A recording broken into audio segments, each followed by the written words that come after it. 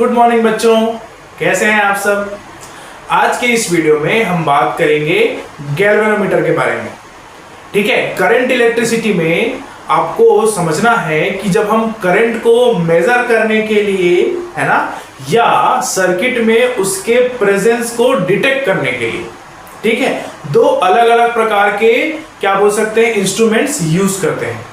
जिसमें एक था एमीटर, जिसको हम बोलते हैं एम्पियर मीटर, है ना, उसका फुल फॉर्म होता है एम्पियर मीटर। उसी तरह से एक होता है गैल्वेनोमीटर।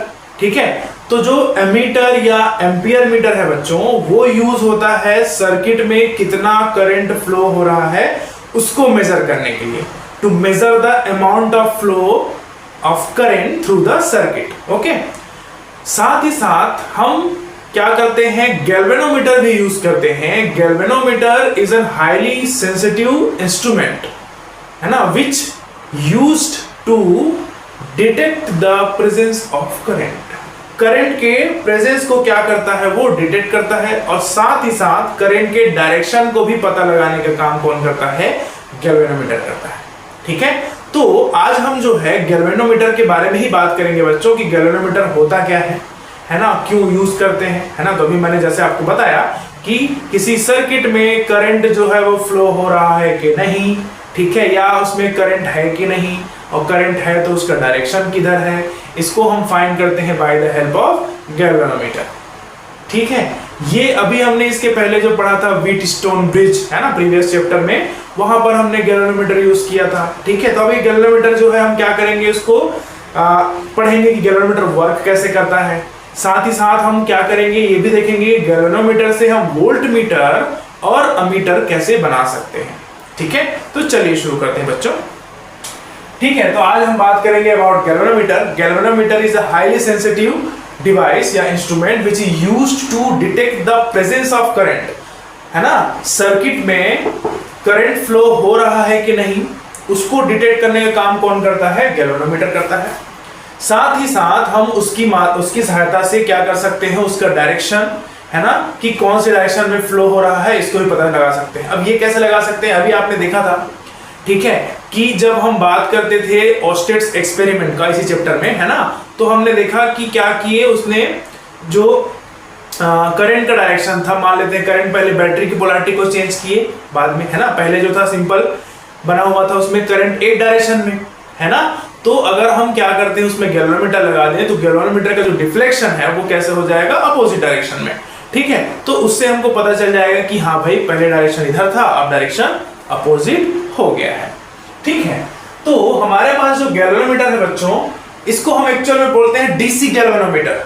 ठीक है, डीसी गैल्वेनोमीटर में दो प्रकार की चीजें हम यूज करेंगे। एक होगा परमानेंट मैग्नेट, जो यूनिफॉर्म मैग्नेटिक फील्ड प्रोवाइड करेगा, और दूसरा होगा आपका कॉइल, जो उसके बीच में रोटेट करेगा, या कभी कभी हम मैग्नेट को भी रोटेट करते हैं। ठीक है, याद रखेंगे बच्चों, जब भी इस तरह का मैग्नेट रहेगा, एक नॉर्थ पोल एक साउथ पोल ऐसे, है ना, तो उसको हम बोलते हैं, वो जो प्रोड्यूस करता है वो होता है रेडियल फील्ड। ठीक है, क्या होता है, रेडियल फील्ड। ठीक है, तो गैल्वेनोमीटर में हम रेडियल फील्ड के थ्रू ही क्या करते हैं, उसमें मैग्नेटिक फोर्स जो है वो प्रोवाइड कराते हैं। ठीक है, तो देखिए ये जो होते हैं वो दो प्रकार के होंगे। पहला होता है मूविंग मैग्नेट गैल्वेनोमीटर। ठीक है, इसमें आपको समझ में आ रहा होगा, एक ऐसा अरेंजमेंट होगा जिसमें उसका जो कॉइल रहता है वो फिक्स्ड रहता है बच्चों, और जो मैग्नेट है वो क्या होगा, घूमेगा या मूव करेगा। ठीक, उसी तरह से दूसरा होता है आपका मूविंग कॉइल गैल्वेनोमीटर। इसमें क्या करते हैं हम, जो एक्सटर्नल मैग्नेट्स लगाए हुए थे उसको हम रखते हैं फिक्स्ड, और उसका जो कॉइल है वो क्या होता है, रोटेट होता है। ठीक है, इसके भी दो प्रकार होंगे, एक होगा सस्पेंडेड कॉइल गैल्वेनोमीटर, और एक होता है पिवटेड कॉइल गैल्वेनोमीटर। ठीक है, तो हम बारी बारी से दोनों का वर्किंग समझेंगे कि किस तरह से ये वर्क करते हैं, इसका अरेंजमेंट कैसे होता है, कंस्ट्रक्शन कैसे होता है। ठीक है, तो चलिए उसकी बात कर लेते हैं। ठीक है, तो आज हम पहले डिस्कस करेंगे अबाउट सस्पेंडेड कॉइल गैल्वेनोमीटर का। ठीक है, चलिए बच्चों, अब हम देख लेते हैं कैसे आपका डिफ्लेक्टिंग कॉइल गैल्वेनोमीटर या मूविंग कॉइल गैल्वेनोमीटर जो है वो क्या करता है, वर्क करता है। उसका अरेंजमेंट समझेंगे पहले। हमारे पास इसके गैल्वेनोमीटर के अरेंजमेंट में हमारे पास एक मैग्नेट होता है, जिसमें हम एक साइड को नॉर्थ पोल, एक साइड को साउथ पोल को कंसीडर करते हैं, दो अलग अलग मैग्नेट का, और इसको इस तरह से हम क्या करते हैं, थोड़ा सा कॉनकेव शेप में कट कर लेते हैं। कॉनकेव शेप में कट करने के कारण से ये क्या करता है, यहाँ पर रेडियल फील्ड जो है वो प्रोवाइड करता है। रेडियल फील्ड का फायदा ये होता है बच्चों कि यहाँ पर जो ये कॉइल दिख रहा है, कौन सा, ये ए, उसके है ना, उसको हम क्या रखते हैं, उसके कैसा, परपेंडिकुलर, मतलब उसका जो नॉर्मल है ना, उसका जो नॉर्मल है, ये नॉर्मल वो उस मैग्नेटिक फील्ड के क्या रहता है, परपेंडिकुलर। ठीक है, अब हमको पता है कि जब नॉर्मल जो है, मतलब उसका जो नॉर्मल जो है वो परपेंडिकुलर रहेगा किसके, मैग्नेटिक फील्ड लाइन के, तब वो मैक्सिमम क्या करता है, टॉर्क फील करता है। ठीक है, तो उसी की बात करेंगे। ओके, अब यहां पर एक सॉफ्ट आयरन कोर रखे हुए हैं अंदर, जिसके चारों ओर हमने एल्यूमिनियम फ्रेम बनाया है और उसके ऊपर इंसुलेटेड कॉपर वायर्स को बहुत सारे टर्न्स के साथ हमने क्या बनाया है, कॉइल बनाया है।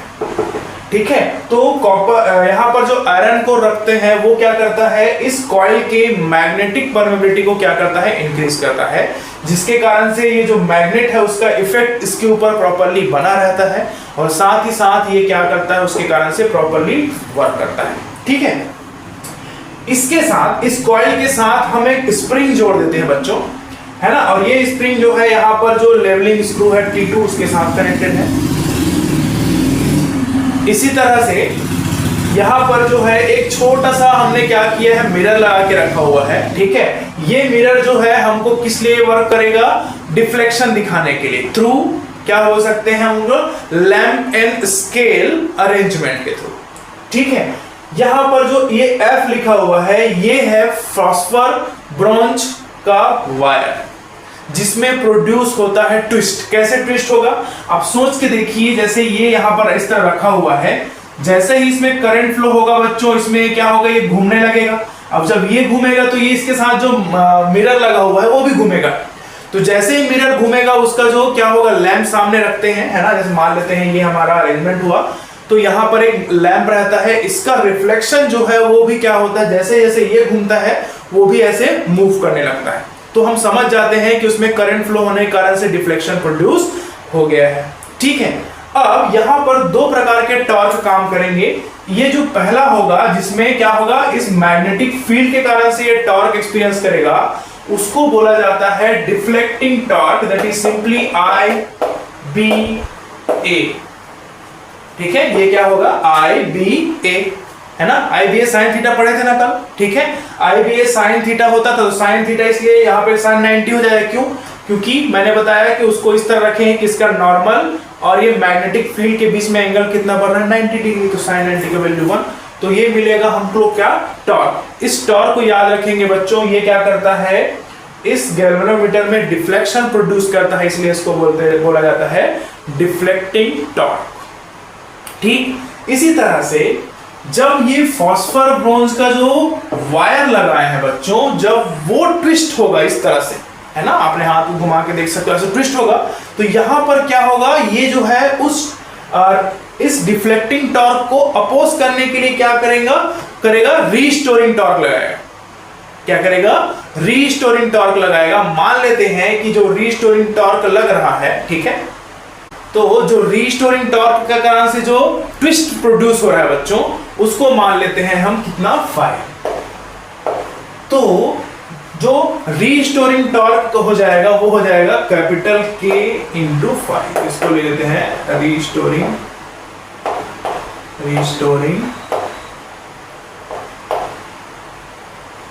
टॉर्क। ठीक है, इसमें जो K है वो होता है रीस्टोरिंग टॉर्क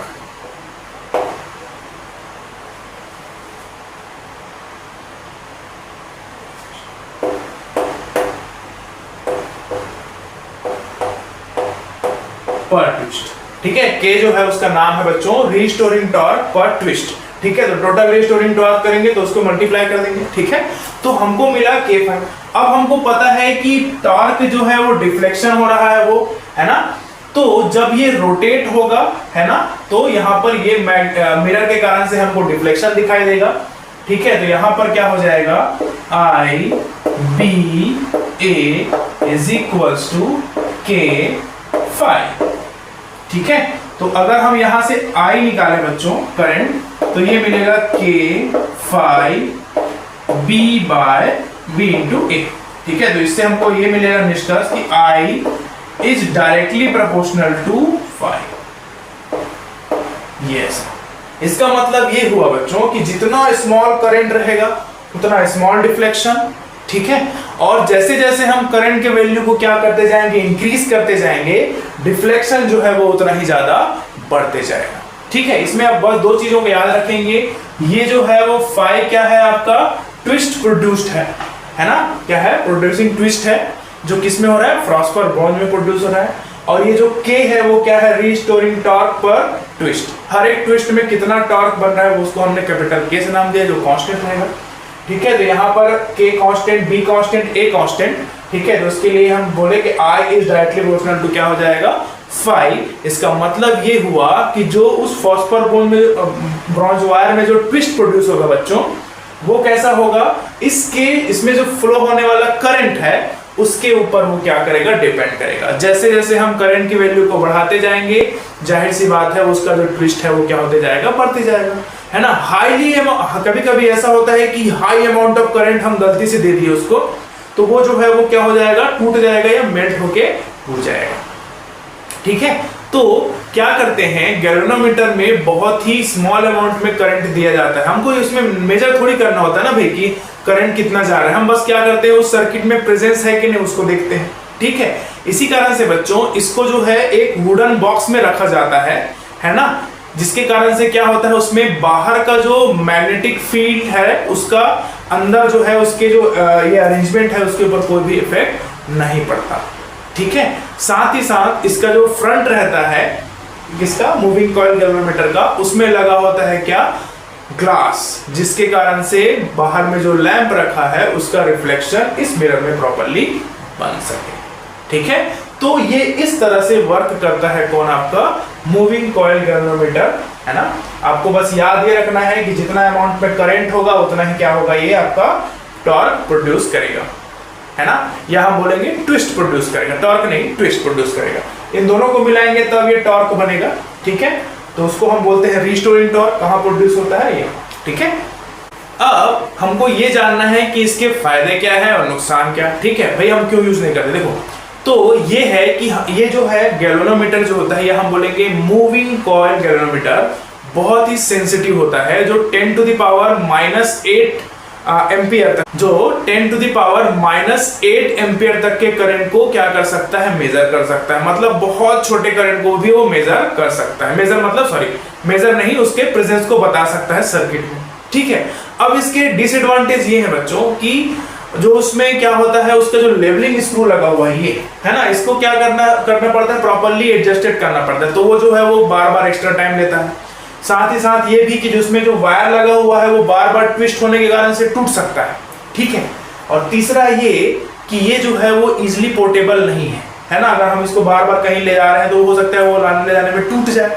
ठीक है, इसी कारण से ये जो है वो हो गया है आउटडेटेड, है ना। हमारे सिलेबस में भरे है कि हाँ इसका बेसिक कैसे काम करता है वो, बट हम जनरली आजकल इसको यूज नहीं करते हैं। ठीक है, तो याद रखेंगे, एडवांटेज ये है कि बहुत स्मॉल अमाउंट के करंट को भी क्या कर सकता है, डिटेक्ट कर सकता है। बट ये जो है क्या होता है, इसमें बहुत सारे ड्रॉबैक्स भी हैं कि इसको बार बार लेवलिंग करना पड़ता है, इसका जो वायर है वो क्या हो सकता है, बार बार यूज करने से टूट सकता है, इजिली पोर्टेबल नहीं है। ठीक है, तो इसी कारण से हमने इसको आउटडेटेड मान लिया है। ठीक है।